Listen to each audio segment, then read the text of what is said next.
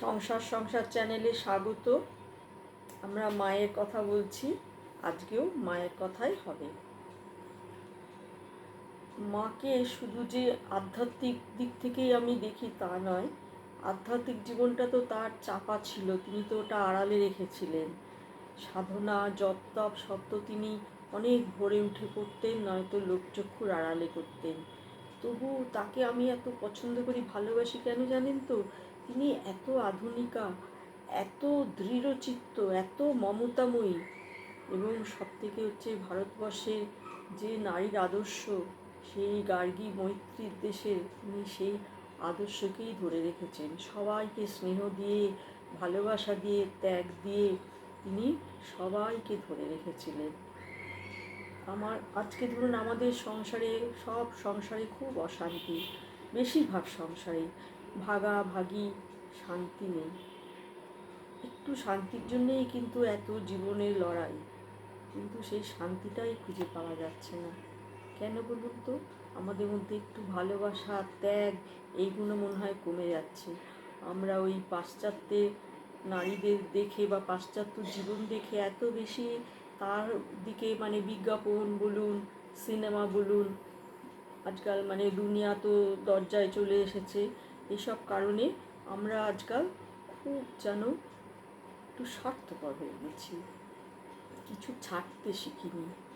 কিন্তু সংসারটায় যত ছাড়া যাবে তত কিন্তু ভরে যাবে, সব কিছুই তাই। সারদা মাকে আমি এই জন্যে ভীষণ শ্রদ্ধা করি। আগেকার দিনে দেখেছেন ঘরের দেয়ালে টাঙানো থাকতো, লিখে, মেয়েরাই লিখে সুন্দর করে, মানে সুতোর কাজ করে, সংসার সুখের হয় রমণীর গুণে।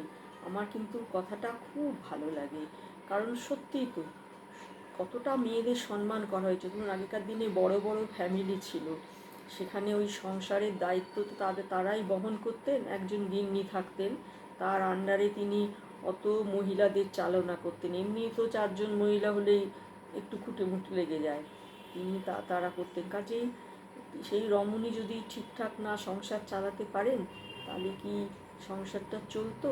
কাজেই কতটা সম্মান দেওয়া হয়েছিল চিন্তা করুন একজন রমণীকে, যে সংসার সুখের হয় রমণীর গুণে। যাকে একটু বেশি কথাই বলে ফেললাম, এবারে মায়ের কথায় আসি।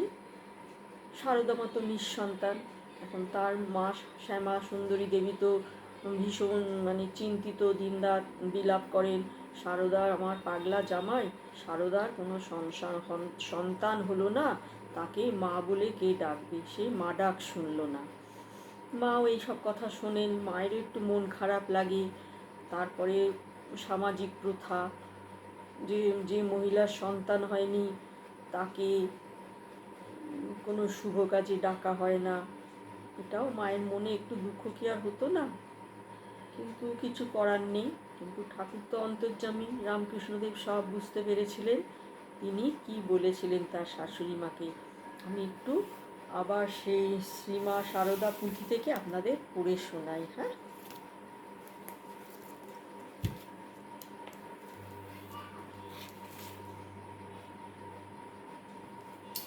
অবদান করো ভাই যাতনা মাতার, শ্যামামা সদাই করে শুধু হাহাকার।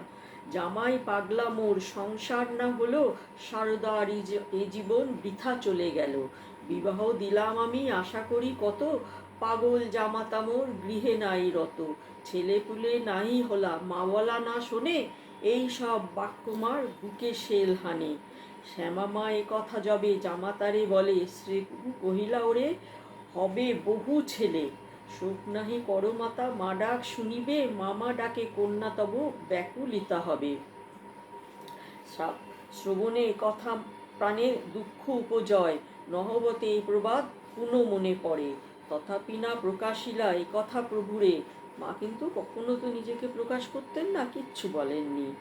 সর্বজ্ঞ শ্রীপ্রভু মোর তাহা টের পায়, কহিলা মাতারে শোক না করো বৃথায়। তোমার ভাবনা কিবা যে ছেলে লোভিবে, তপস্যায় কাটি মাথা কেহ নাই পাবে। তুমি যা ছেলে পাবে, তারা সব এমন সন্তান, অনেক তপস্যা করেও সেরাম সন্তান পাওয়া যায় না। মামা বলে এত ছেলে ডাকিবে তোমায়, সেই ভার সামলানো বড় হবে দায়। সন্তান লাভের ইচ্ছা তথাপি কাতরে মার প্রাণ মাঝে মাঝে হায় হায় করে। কহিলেন কদাপি না ভাবিবে এমন, একটির জায়গায় দিব কোটি ছেলে, সকলে ডাকিবে তারা তোমা মামা বলে। পরে মা জানিলা ইহা কত সত্য বাণী, সেই কথা পর পর করিব বাখানি। মা তো কত, তারপরে তো আমরা জানি কত সন্তান, মানে ভক্ত সন্তান, স্ত্রী পুরুষ সবাই তো মানে মা অন্ত প্রাণ ছিলেন।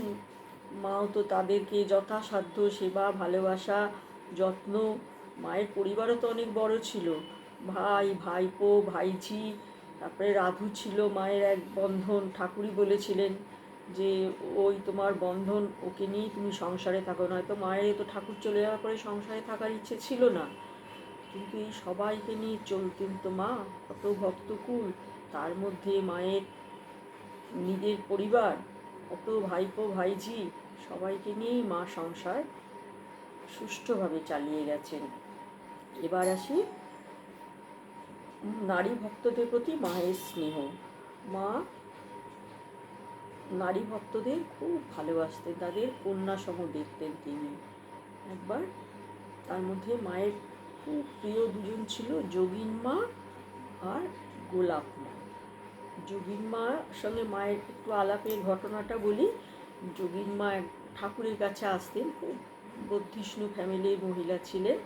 যোগিন মা ঠাকুরের কাছে আসতেন, একদিন ঠাকুর নহবতে পাঠিয়েছেন।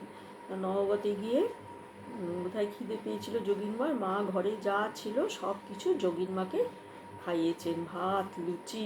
তখন থেকেই যোগিন মার সঙ্গে মায়ের খুব ভাব হয়ে গেল। তারপরে সেই ভাব কোনোদিন আর তাদের নষ্ট হয়নি। মা তাদেরকে যেমন সন্তানের মতো ভালোবাসতেন, তারাও মাকে খুব আদর যত্ন করতো। যোগিন মা খুব সুন্দর করে মাকে খোপা বেঁধে দিতেন, আর মা তো মানে সেই খোপা খুলতেই চাইতেন না। 2 দিন 3 দিন হয়ে গেলেও সেই খোপা বেঁধে রাখতেন, বলতেন আবার যোগিন আসুক খোপা বেঁধে দেবে। আর গোলাপ মাও খুব সুন্দরীও ছিলেন, তিনিও খুব বদ্ধিষ্ণু ফ্যামিলির মহিলা ছিলেন, কিন্তু তার একটি মেয়ে কন্যা সন্তান একটি ছিল, মারা যায়। তাতে তিনি খুবই শোকে আকুল হয়ে পড়েন। তখন তিনি ঠাকুরের কাছে আসতেন, ঠাকুর তাকে নহবতে পাঠালেন। নহবতে মায়ের ভালোবাসায় সাহচর্যে তিনি আস্তে আস্তে সেই শোক ভুলে মায়েরই সঙ্গী হয়ে থাকতেন, মাকে সেবা যত্নও করতেন, ভালোবাসতেন। এবারে মায়ের পান সাজার গল্প বলি। মা যেখানেই থাকতেন, সে কামারপুকুরি হোক জয়রামবাটি হোক, মা পান সাজতেন খুব, কারণ তখনকার দিনে খুব পান খাওয়ারও চল ছিল, এটা একটা আপ্যায়নেরও ব্যাপার ছিল। তা একদিন নহবতে বসে মা পান সাজছেন, একদিকটায় তিনি অল্প মশলা দিচ্ছেন, আর একদিকে এলাচ টেলাচ দিয়ে ভালো করে সাজছেন। তখন যোগিন মা বলল, মা তোমার এ কি দুরকম আচরণ, এরকম করছো কেন? মা তখন এসে বললেন, ভক্তরা আমার কাছে আসে, তাদের তো একটু আদর যত্ন করতে হয়, তাই জন্যে তাদের জন্যে এলাচ পান, আর ঠাকুর তো আমারই আছেন, তার জন্যে এই কম মশলার পান। আবার মায়ের কাছে, ঠাকুরের কাছে আর কি, একটি ছেলে আসতো, সারদা, তখন তার নাম সারদা। তার বাবা তাকে সেখানে আসা পছন্দ করতো না, সে বহুদূর পথ হেঁটে হেঁটে আসতো, পয়সা কোথায় পাবে, অল্প বয়স। তখন মা তার দুঃখ দেখে দরজার কাছে দুয়ানি রেখে আসতেন, একানি আসার একানি যাওয়ার ভাড়া। এই ছিলেন আমাদের মা। আর নরেন্দ্রনাথ তো তার খুবই প্রিয় ছিল, যদিও মা তখন নরেন্দ্রনাথের সামনে বেরোতেন না, মানে আমাদের স্বামী বিবেকানন্দ। নরেন্দ্রনাথ আসলেই মা তার জন্যে মোটা করে ছোলার ডাল রান্না করতেন, মানে ঘন করে, আর মোটা করে রুটি। কারণ নরেন্দ্রনাথ তো খুব ভোজন রসিক ছিলেন, তার জন্যে মা কিন্তু ভুল হতো না, ঠাকুরকেও বলতে হতো না, মা তার রান্না আলাদা করে করতেন। কত স্নেহময়ী ছিলেন বলুন। এবার একটু মায়ের বাণী বলি।